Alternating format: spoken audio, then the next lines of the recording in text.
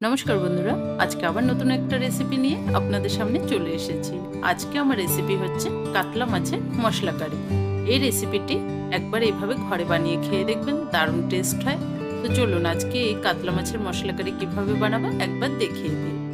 নমস্কার বন্ধুরা, আমি সুজাতা, আপনাদেরকে সুজাতাস কিচেনে অনেক অনেক স্বাগত। কাতলা মাছের মশলা কারি বানানোর জন্য এখানে নিয়ে নিয়েছি কাতলা মাছ। মাছগুলোকে ভালো করে ধুয়ে পরিষ্কার করে রেখে দিয়েছি। এবার মাছগুলোকে ম্যারিনেট করে নেব। তার জন্য এখানে দিয়ে দেব অল্প করে নুন, সাথে দিয়ে দেব অল্প করে হলুদ, আর দেব অল্প করে লঙ্কার গুঁড়ো।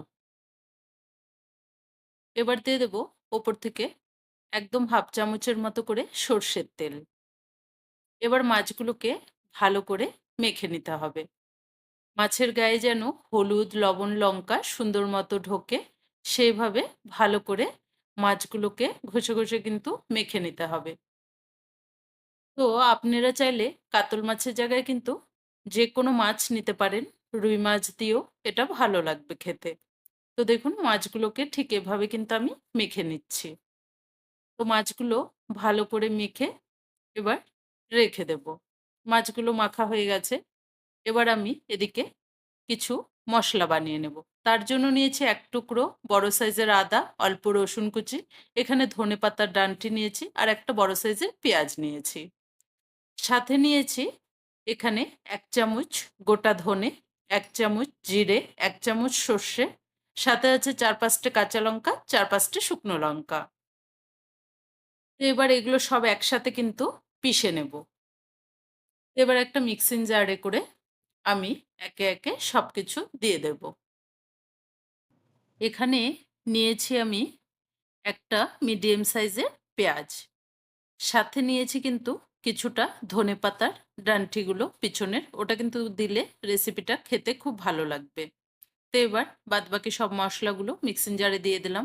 দিয়ে দিলাম হাফ চামচ হলুদ গুঁড়ো, অল্প করে নুন, সাথে দিয়ে দেব ১ চামচের মতো সর্ষের তেল, আর দিয়ে দেবো অল্প করে জল। এবার সবগুলো একসাথে ভালো করে পিষে নেব। মশলাটাকে ভালো করে পিষে রেখে দিয়েছি। এবার কড়াইয়ের মধ্যে তেল বসিয়ে দিয়েছি। তেলটা ভালো করে গরম হয়ে গেছে। এবার এতে দিয়ে দেবো একটা মিডিয়াম সাইজের পেঁয়াজ ভালো করে কুচিয়ে রেখেছিলাম। পেঁয়াজটাকে সুন্দর মতো বেরেস্তা করে নেব। একই সমানভাবে পেঁয়াজ কাটলে পেঁয়াজটা কিন্তু বেরেস্তাটা সুন্দর হবে। তো এবার ঠিক এভাবে নাড়তে হবে। নাড়তে নাড়তে একটা সুন্দর কালার চলে আসবে। তো দেখুন পেঁয়াজ বেরেস্তাটা কিন্তু আমাদের হয়ে গেছে। একটা প্লেটে এবার তুলে নিলাম। ওই তেলের মধ্যে মাছগুলোকে ভেজে নেব। মাছগুলোকে মশলা কারির জন্য একটু লাল লাল করে ভাজতে হবে।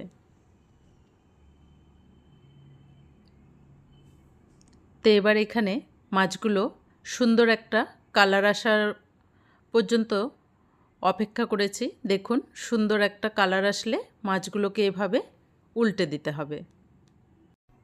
একে একে সব মাছগুলো এভাবেই ভেজে নেব।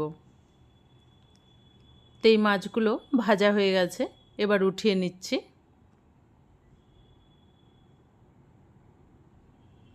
তো এবার আরও বাদবাকি মাছগুলো ঠিক এভাবেই লাল লাল করে ভেজে নেব।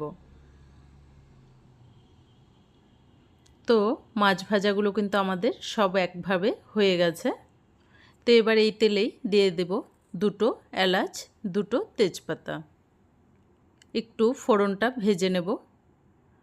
এর মধ্যে এবার দিয়ে দেব হাফ চামচ হলুদ গুঁড়ো, দিয়ে দেব হাফ চামচেরও কম কাশ্মীরি লঙ্কার গুঁড়ো।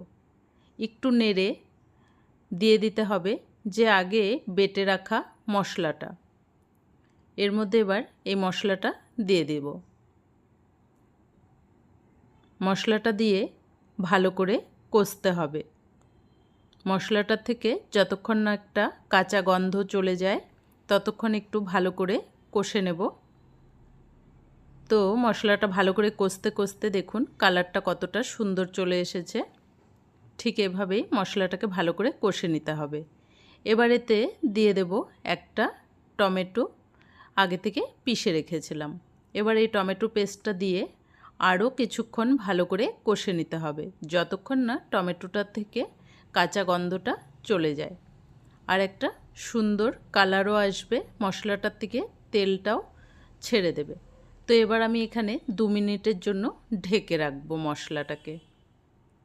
তো এবার 2 মিনিট পরে দেখুন মশলাটা কতটা সুন্দর কষে গেছে আর তেলও ছেড়ে গেছে। তো মশলাটাকে আরও ভালো করে কিছুক্ষণ নেড়ে নেব। মশলাটা যতটা ভালো কষা হবে তত কিন্তু খেতেও ভালো লাগবে। এবার ওপর থেকে আরও একটু নেড়ে চেড়ে দিয়ে দেব অল্প করে গরম জল। ঝোলটা আপনারা আপনাদের পরিমাণ মতোই দেবেন। তো আমি এখানে ঝোলটা বেশি রাখবো না, এটা হালকা মাখা মাখা হবে। তো এবার ঝোলটা ভালো করে ফুটে আসলে দিয়ে দিতে হবে এখানে একটা টমেটো কুচি। টমেটোটা ঠিক এই সময় দিলে টমেটোটা গলবে না।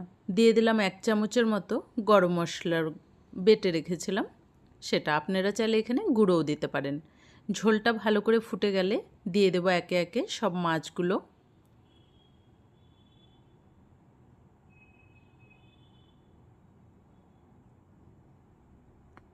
তো একে একে সব মাছগুলো এতে দিয়ে দিলাম।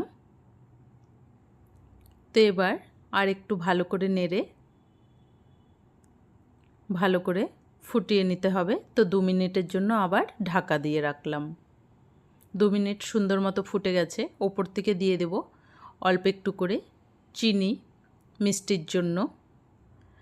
প্রথমে আমি মশলাটার মধ্যে কিন্তু নুন ব্যবহার করিনি, তাই উপর থেকে অল্প করে নুন দিয়ে দিয়েছি। দিয়ে দিলাম 3-4টে চেরা কাঁচা লঙ্কা। এবার ওপর থেকে দিয়ে দেব ভেজে রাখা বেরেস্তা। ভাজা বেরেস্তা দেওয়ার পরে এবার কিন্তু ওপর থেকে দিয়ে দেব কিছুটা ধনেপাতা কুচি।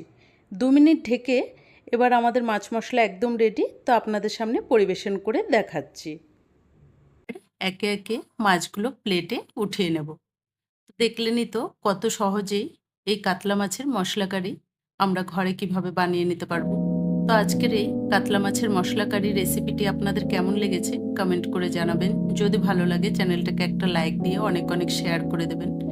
আর যারা এখনও সাবস্ক্রাইব করেননি তারা প্লিজ চ্যানেলটাকে সাবস্ক্রাইব করে পাশে থাকা বেল আইকনটি প্রেস করে দেবেন। ধন্যবাদ।